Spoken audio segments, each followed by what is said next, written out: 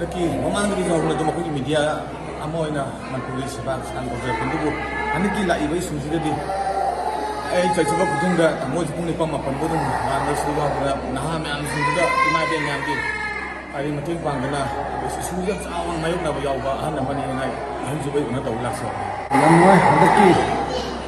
isu sudah negak sini sangat apa artis amoy na. Logiba semua role. Setiap sudah peace lang na with the makta santi hanjalang na with makta ko sa katana lan pamkuiteng ko ta katana awana taraba adagi akogi relic camp sida sang na ti ba contribution mayam lebak si miyam na kawing moy kawroi aduna hoje khwaidagi maru ere di state sida santi kam na porakani hana leramba tangdu leita ba kursidu Amaina hanjal lagi habi matang sini duri beli state abdi central government ani ki karam wakal wala lay bedegi no hong da tatur mafu fadul aku state sudah peace lah tu peace amai tong lah kena ki habi da lay mirang si su dialog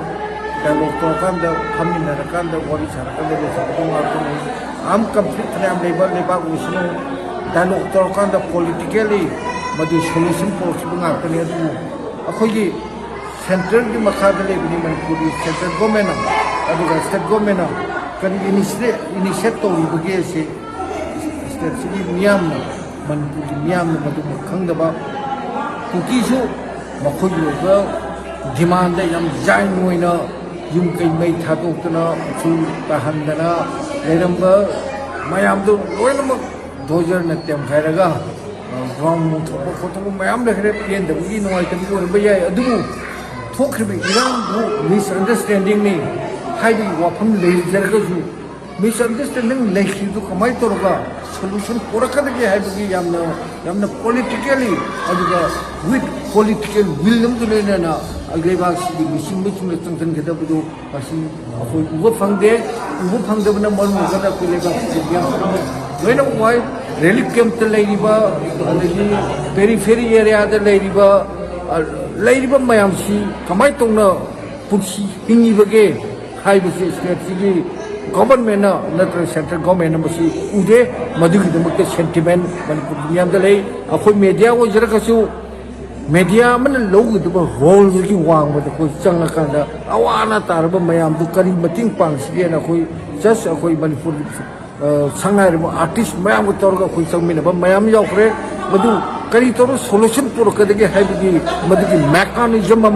madugi mechanism ma state government lorok taba central government lorok taba madam khanda ngasi di kang khom chai ba manipur tangdu laitra ba pumsi lamdam sigi sen se sigi mikap mirau kon lamdam sigi miam gi pian da bi kholau mayam da si manipur pumni ni legle re asi kum marak sida state government with central government kan ta pang ta da mana panglaba mi amagum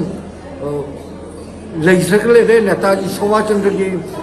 Indian National Army ni khamo tanda akoi netaji Subhashchandra na hairamba mana ta da mana panglaba mi singdo mana pangba mi singde mana tane binamukta kari mathau tai habisi war for peace shanti gi demukta lan mathau tar abra je akoi media mo ina akoi hangai aduga loina na akoi na fight ba kolong media mo ina lebak se shanti purna ba nation si shanti purna ba akoi fight ba kolong oire ba film sina maram wakanda akoi na fight ba kolong chi thadoga atopa lambi mata lakhi basu kanane khang